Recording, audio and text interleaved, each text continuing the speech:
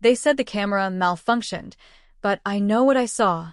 My signature was on a form I didn't authorize, and somehow I was the only one they questioned. But can you guess who signed it before me? Before I share what happened next, hit subscribe and let me know in the comments where you're listening from. They used to call me Sergeant Quiet. Not because I was timid. I just didn't talk unless there was something worth saying. 12 years in corrections will do that to you. You learn to listen first, talk later. My shift started at 5:30 a.m., Monday through Friday, in a medium security facility tucked behind a soybean field in southern Indiana. It smelled like metal, mildew, and bleach. Always did. The ventilation never quite worked right, and the old tiles in the admin wing curved up at the edges like they were tired of pretending to be flat. I used to keep extra coffee pods in the break room just so the rookies wouldn't make excuses to leave their posts. We weren't allowed to bring glass or metal tumblers, so I kept a thick plastic mug with Mom No. 2 in fading black Sharpie across the front. That was the nickname they gave me, not because I had kids, but because I was the one who stayed calm when things got loud. I was the one who reminded the new guys to check their tone, check their pockets, check the damn cameras. I didn't think I was special. I thought I was solid, reliable. That's why it didn't make sense when they pulled me in. It started small, like it always does. A missing signature on an incident report. Then a second version of the same form, time-stamped later, with my name on it. I hadn't been on duty that day. Maybe it was a clerical error, my supervisor mumbled, flipping through a red folder on his desk. I don't work Saturdays, I replied. And I never initial in blue ink. He didn't look at me, just scratched something in his legal pad and waved me out. That was the first clue. At home, everything looked normal. My husband, Theo, was folding towels in the living room. That was his version of an apology. He didn't say sorry after we fought.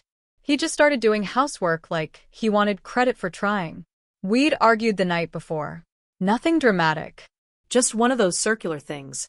He said I was too married to my job. I said he was too okay with mediocrity. I made lasagna after that and we ate in silence. 8 years of marriage, and that's what conflict resolution looked like. He asked about my day, and I gave him the standard answer. Nothing to write home about. That was the second clue. I didn't tell him about the report. I didn't know why I was protecting someone, but maybe I just didn't want to hear him say, "Told you so." The mood in the office shifted after that. My lieutenant, Rick Dearden, got oddly friendly. Started using phrases like team alignment and communication bridge. He'd never said anything like that before. Rick was old school. He believed in 3 things. Chain of command, loyalty over logic, and never writing anything down. He didn't want to be subpoenaed. He started showing up at my desk with quick questions. Asking things like, "You remember what time Davis was escorted out last Thursday?" Or, "You didn't happen to take a photo of that hallway log, did you?" At first, I thought he was just disorganized. Then he handed me a flash drive just in case. Case for what? I asked. He just smiled. Said, "Insurance. We all need it." That weekend, I couldn't sleep. I kept thinking about that flash drive. It was still in the glove box of my car. I hadn't touched it, but the weight of it was heavier than anything else in my life. So, I dug out an old laptop, one I hadn't used since I was studying for my last certification. The battery was swollen, the screen flickered, but it booted up. Inside the drive were 3 files. No names. Just timestamps. The first was a silent video. Security footage. Grainy. But I recognized the hall. Unit C, near intake. It was dated 3 months prior. It showed an inmate being restrained. Excessive force. Unjustified. The officer doing it wasn't a rookie. It was Rick. And on the printed report from that same day, the narrative pinned the entire escalation on a junior officer, with my signature at the bottom, confirming the version that blamed someone else. Except, I hadn't been there. I confronted Rick the following Tuesday. He was leaning on the edge of the vending machine like he owned the air in that room. I slid the flash drive across the table. Said nothing. He didn't look surprised. He didn't even reach for it. "You're loyal," he said after a long pause. "That's why I gave it to you." So you'd know the truth before you made a mistake. What mistake? I asked, even though I already felt sick. He didn't answer. Just walked out of the break room like it was a Tuesday. Like, he hadn't just told me he'd forged my signature to protect his pension. That night, I told Theo everything. He laughed. I always said that place would eat you alive, he muttered, slamming a pot into the sink. Now, maybe you'll finally get a desk job like a normal person. He didn't get it. He never did. 2 weeks later, Internal Affairs showed up. Someone had anonymously reported inconsistencies in recent paperwork and surveillance footage. They asked for interviews, copies of logs, personnel reports, handwriting samples. I was the only one suspended pending investigation. Rick? He announced early retirement for family reasons. Had a party in the lounge with sheet cake and bad music. No one spoke to me at the party. I stood in the hall while they gave him a plaque. My official file said, voluntary leave pending investigation. But in the field, that might as well be a scarlet letter. People stop returning your calls. Your name gets whispered in parking lots. The ones who liked you don't know what to say, and the ones who didn't, they finally get to smile without hiding it. I turned in my badge on a Thursday morning. No hands, Jack. No eye contact. Just a sealed envelope and a cold nod from HR. They wouldn't even let me clear out my desk. Said they'd mail my things. They didn't. Theo didn't ask questions, not really. He just started adjusting. He picked up extra shifts at the mechanic shop. Started sending me job links for admin assistant roles and medical billing gigs. Said things like, you need a fresh start, and maybe this is a sign. But I didn't want a fresh start. I wanted the truth. And somewhere deep down, I wanted anyone to admit what they did. I filed a formal appeal with the union. Waited for weeks. Got a 3-line response that basically said, we'll get back to you. They never did. The worst part wasn't the silence. It was how quickly people moved on. The officer Rick blamed? The kid whose name was dragged through that report? He left corrections altogether. Got a job at a warehouse in Louisville, from what I heard. And me? I started waking up at 4:30 a.m. anyway, just out of habit. Sat at the kitchen table in my robe, watching the sun rise behind our overgrown backyard fence. I'd scroll job boards. Scroll again. Type and delete the same application. Why did you leave your last job? I never found a way to answer that without lying. One night, Theo came home late. He smelled like beer and sawdust, and his shirt had someone else's perfume on it. I didn't say anything, just handed him a cold plate from the fridge and walked upstairs. That was our rhythm now. Quiet avoidance. Resentful breathing. The following week, I found divorce papers in his sock drawer. He hadn't signed them yet, but they were filled out. Highlighted. My name looked like a formality on that page. I didn't tell anyone, but I kept the flash drive. I uploaded the footage to a cloud account under a fake name. Then I started compiling things. Old emails. Shift rosters. Camera placements. Policy manuals. I read through all of it like I was back in training again. Except this time, I wasn't memorizing rules. I was tracing cracks. Seeing who had access to what. Who could have authorized the signature swap. Who benefited. And it all came back to Rick. He'd been quietly promoted to acting captain 6 months before he retired. A temporary bump that gave him early retirement benefits and wiped out the disciplinary review tied to that excessive force incident. If the report had gone through the normal way, his pension would have taken a hit. He knew that. That's why he pinned it on me. Because I was trustworthy. Because I was quiet. Because I didn't cause scenes. I found the last clue buried in an email. It was a message sent from Rick's official account to the facility's legal liaison. The timestamp matched the day before the corrected report was uploaded. The subject line was vague. Final review. See unit disturbance. The body was just 2 words. Handled internally. No attachment. No signature request. Just closure. I saved a screenshot. Backed it up twice. And I knew what I had to do. But getting justice isn't fast. And it's not clean. Especially when it means proving that someone in power forged your name and weaponized your integrity. I reached out to a former union rep, someone I knew from back in my academy days. She wasn't supposed to help. But she did, quietly. She walked me through filing a whistleblower complaint, helped me redact the video footage to protect the inmate's privacy, told me who to talk to and who not to trust. That's when I learned something that made my stomach turn. Rick had done this before. Not the same way. But similar. A female officer back in 2009 filed a harassment complaint against him, and 2 weeks later, she was written up for conduct unbecoming. She lost her appeal and quit, moved out of state. There was no paper trail, but there were whispers. It made me realize something I'd tried hard to avoid admitting. This wasn't personal. It was procedural. He had a system, a method, and I was just the next name on his list. By the time summer rolled around, my savings were gone. Theo had officially moved out. Took his tools, his shirts, and a flat-screen TV I never liked anyway. Left a post-it on the fridge. No hard feelings.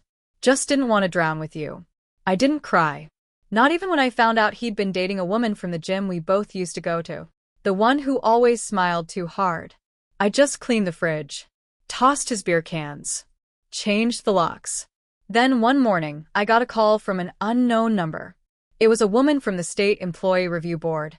She asked if I could confirm the documents I'd submitted. Said they were launching an inquiry into Rick's early retirement paperwork. Something about inconsistencies. I asked what that meant. She paused. Then she said, "Just know, someone's finally listening." I didn't celebrate. I didn't even smile.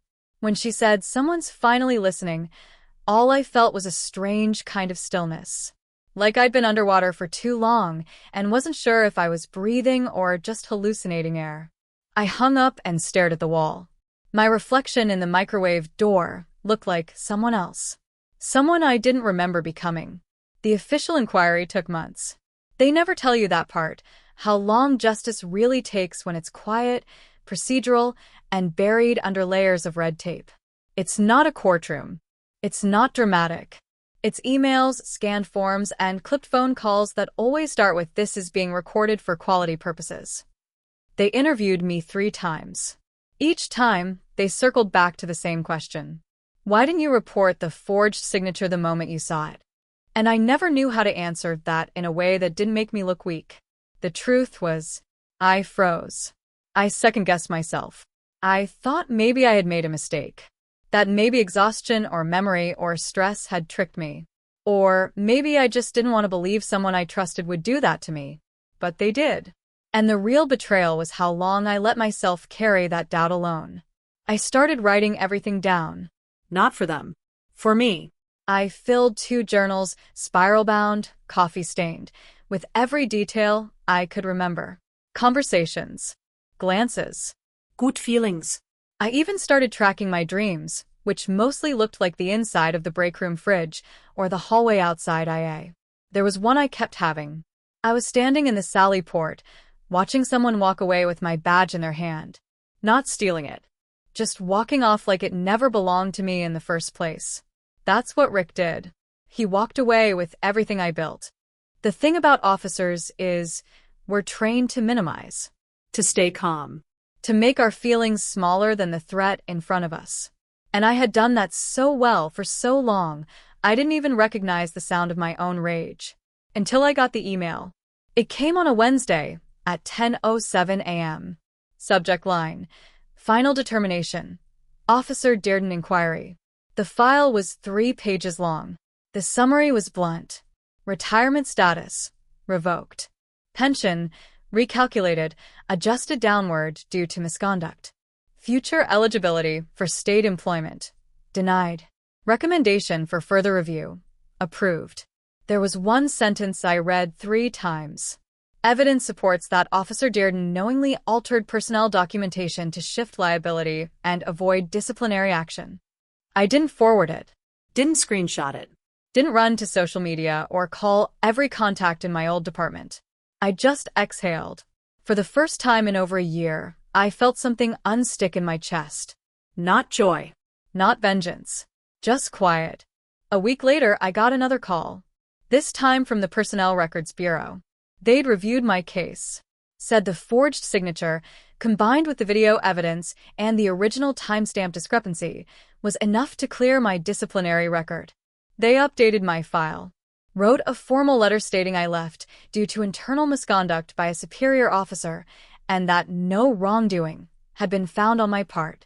I printed that letter, put it in a plastic sleeve, tucked it behind a family photo on my fridge. It didn't undo what happened, but it unburdened my name. That night, I went to a diner off the highway, the kind with cracked booths and a jukebox that only plays half the songs. I ordered pancakes and coffee at 9 p.m. The waitress was young, maybe 19, with tired eyes and chipped nail polish. She called me ma'am and gave me extra syrup without asking. When she brought the check, she paused and looked at me. "You a teacher or something?" I shook my head. "Used to be in corrections," I said, without thinking. She nodded like she understood something deeper than the words. Then she smiled. "Hard job." On the way home, I took the long route. Drove past the facility. The lights were dimmer now, or maybe I just saw it differently. The parking lot looked smaller. The front gate buzzed open for a supply truck as I passed. I wondered if anyone inside remembered me, or if I'd been replaced, forgotten, covered over like a stain they'd rather not explain. I stopped going by Sergeant Quiet. Started going by Morgan again. Just Morgan. I took a part-time job at a local youth center, mentoring teenagers who'd been through the system. Taught them how to ask questions, how to protect their paper trail, how to listen to that gut feeling that says something isn't right, even if no one believes you yet. They didn't know my full story, just that I'd seen some things. That was enough. But here's what you don't expect about soft revenge. It doesn't come with applause. It doesn't feel like a movie ending. It feels like sitting at a red light in your own car, breathing evenly, knowing no one else controls the brakes anymore. I never saw Rick again, but I heard from someone who still worked dispatch that he moved to Florida. Took a job as a consultant for a private security firm. No pensión. No bye. No legacy. Just a quiet exit from a system he once manipulated. Healing doesn't look like what they show in movies. There's no single moment when the music swells and the scars disappear. It happens in fragments, small choices that feel ordinary on the outside but rebuild something inside you. For me, it started with a garden. I'd never been the type to care about plants. Too busy. Too practical. But there was a patch of dead ground behind my house where Theo used to keep the lawnmower. After he left, the space just sat there, empty like the rest of the garage. One afternoon, I went to the hardware store and bought 3 bags of topsoil, a hand trowel, and a packet of sunflower seeds. I didn't tell anyone. I just started digging. The thing about sunflowers is, they don't bloom quietly. They take up space. They reach unapologetically toward the light. And once they arrive, they look you in the face like they have nothing to prove. I wanted to be like that. Some days were still hard. There were mornings I'd wake up thinking I was late for roll call. Nights when a car door slamming outside made my pulse spike like it used to when the radios went dead in Unit C. The trauma doesn't vanish. It just gets less noisy. You learn how to live beside it. You give it a chair in the corner, but you don't let it drive anymore. The youth center became my second home. There was one girl, Ava, 16 and angry in every direction. She didn't trust anyone, especially not someone like me, another adult who pretends to care. But one afternoon, after she'd stormed out of a group session, I found her outside, pacing near the basketball court. She asked me, "Why'd you leave corrections if you were good at it?" And I didn't give her a clean answer. I just said, because sometimes being good at something isn't enough when the system around you is broken. She didn't say anything right away, just nodded like she'd been waiting to hear someone admit that out loud. Months passed. Then one day, I got a letter in the mail. It was from the Department of Corrections, not the facility but the state board. Inside was a certificate, in recognition of service conducted with integrity and professionalism under adverse conditions. It wasn't a reinstatement. It wasn't even a public apology. But it was signed. And that mattered more than I expected. I framed it and placed it beside a photo of my academy graduating class. In the picture, I looked proud and naive. Like I still believed hard work always wins. I don't believe that anymore. But I do believe in something else. Endurance. I ran into one of my old coworkers at the grocery store. She looked awkward, like she didn't know if she should say hello or keep pushing her cart. I nodded first. She asked how I was doing. I said, better. And then she said, we should have spoken up. That was all. But it meant something. Rick's name eventually made it into a local paper. Not the front page, buried in a column about pension fraud investigations. It didn't say much. Just listed his name among several others under review. But I kept a copy anyway. Not out of spite. Out of proof. People ask if I miss it, the uniform, the structure, the authority. Sometimes I do. But more than that, I miss the version of me who believed she was untouchable. Because she wasn't. She was just a woman trying to hold the line while the people above her erased it behind her back. Now, when I talk to young women going into law enforcement, I don't sugarcoat it. I tell them, be precise. Keep copies. Know who signs what. And never ignore that feeling in your gut that says, this isn't right. Because that voice? That's your legacy trying to protect itself. One morning, I got a letter from the officer Rick tried to blame before me, the kid from the warehouse in Louisville. He'd heard about the investigation. Someone had forwarded him the article. His note was short. You cleared both our names. I didn't even know that was possible. Thank you. And that's when I realized something. All those months I spent trying to reclaim my name, I'd ended up protecting someone else's too. That's what real justice feels like. Not loud. Not flashy. Just complete. So if you ask me what happened to the woman who once stood quiet while a man rewrote her story, I'll tell you. She planted sunflowers. She taught others how to read between the lines. And she made sure the next time someone tried to shift blame onto a woman in uniform, there'd be a record that said, not this time.